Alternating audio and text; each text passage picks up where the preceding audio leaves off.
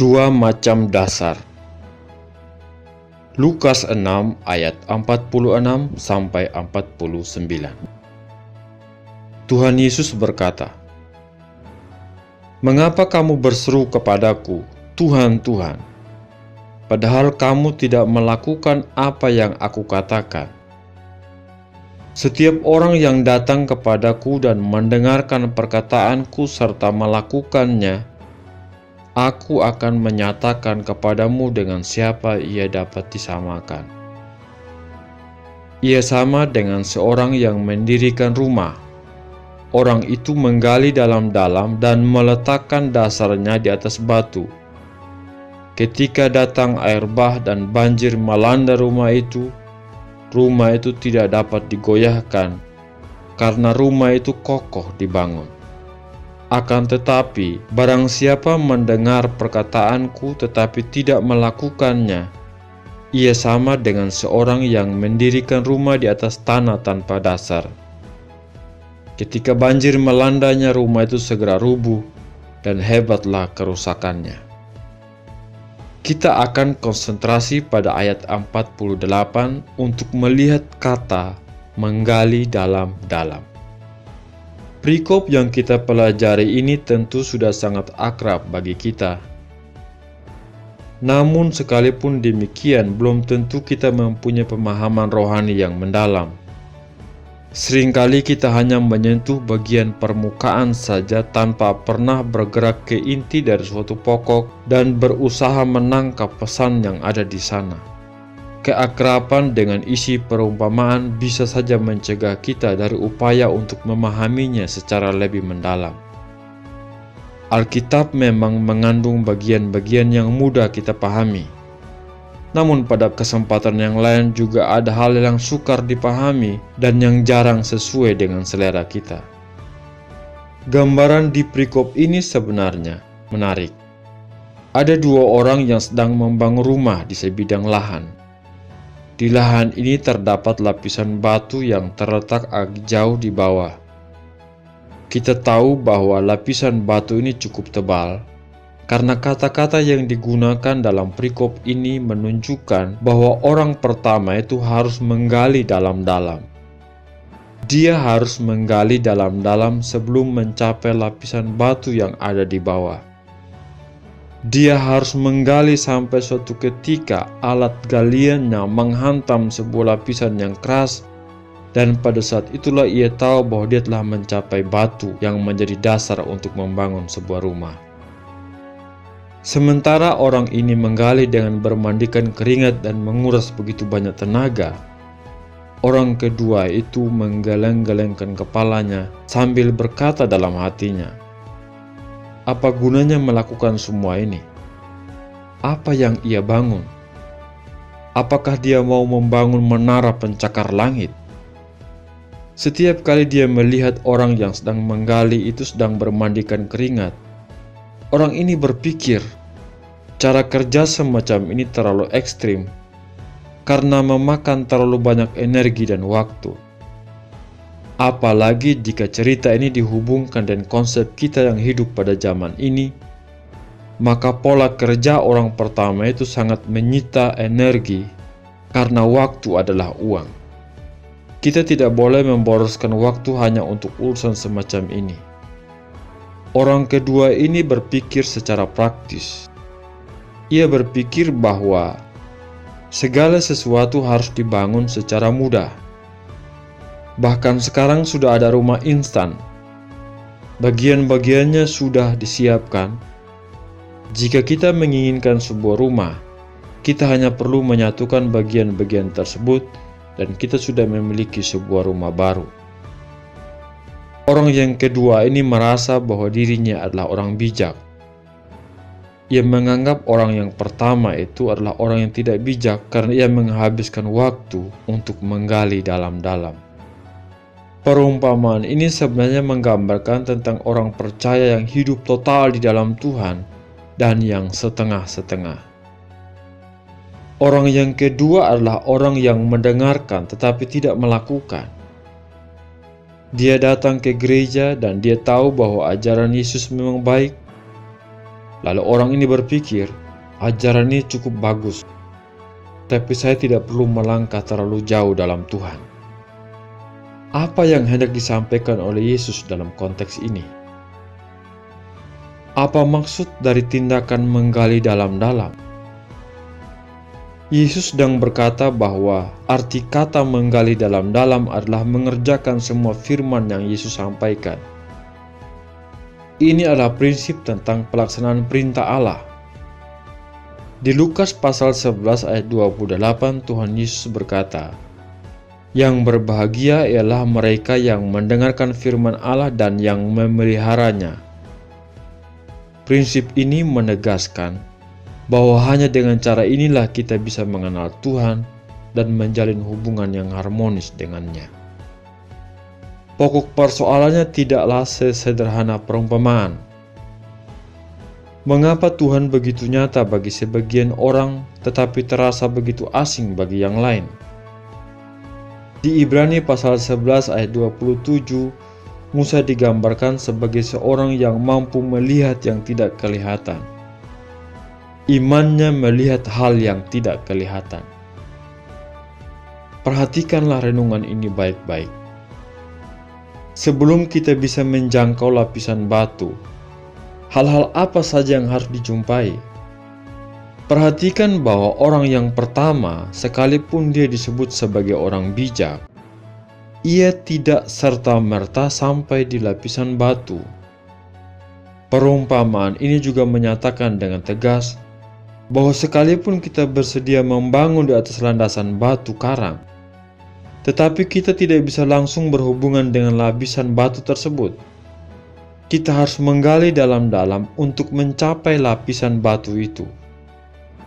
Menggali dalam-dalam itu berarti menghabiskan banyak waktu, uang, dan tenaga. Tentu saja sangat besar pengorbanan yang harus dikeluarkan. Di titik inilah banyak orang Kristen yang gagal. Kedua orang dalam perumpamaan ini sama-sama ingin membangun rumah. Tetapi yang satu bersedia menggali dalam-dalam, sedangkan yang satu lagi tidak bersedia untuk menggali dalam-dalam. Keduanya sama-sama bersedia mendengarkan firman Tuhan, sama seperti kita semua. Tetapi ada berapa banyak dari antara kita yang bersedia melaksanakan firman Tuhan? Sebagian orang berkata, "Aku akan melakukan firman Tuhan untuk 1 hari."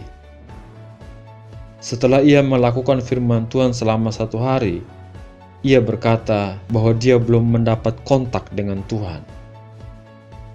Ia kemudian melanjutkan keesokan harinya, dan ia juga masih belum mendapatkan kontak dengan Tuhan.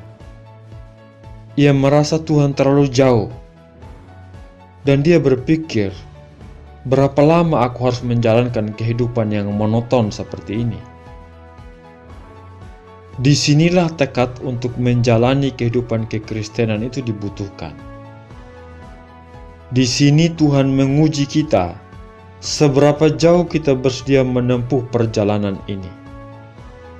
Banyak orang yang sudah menyerah pada saat seharusnya dia menjalankannya sehari lagi untuk menemukan lapisan batu itu. Sungguh menyedihkan, karena jika kita bertekad untuk menjalankannya secara terus, maka kita akan bertemu dengan batu karang itu. Saudara-saudara, hanya dengan cara mengerjakan firman Tuhan secara konstan, barulah kita bisa tahu bahwa Allah itu sungguh sangat nyata.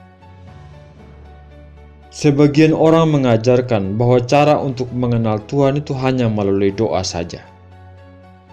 Mereka mengira bahwa jika mereka berdoa lebih lama dan giat, maka mereka akan bertemu dengan Tuhan. Lalu mereka berdoa sampai berjam-jam, tetapi mereka belum juga bertemu dengan Tuhan. Sebenarnya mereka bukanlah orang bodoh, tetapi kita bisa saja berdoa sampai lutut kita menjadi kapalan, namun kita tidak mungkin bertemu dengan Tuhan.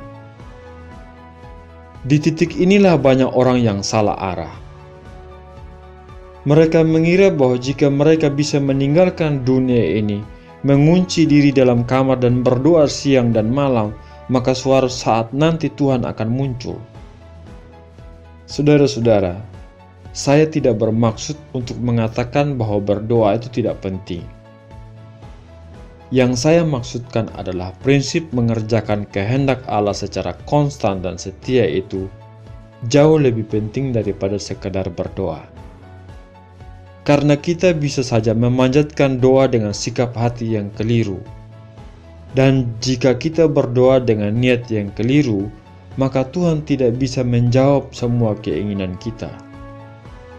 Kebanyakan dari doa kita itu berisi hal-hal yang egois. Bisa dikatakan bahwa kebanyakan dari doa-doa kita itu tidak lebih dari suatu keegoisan rohani.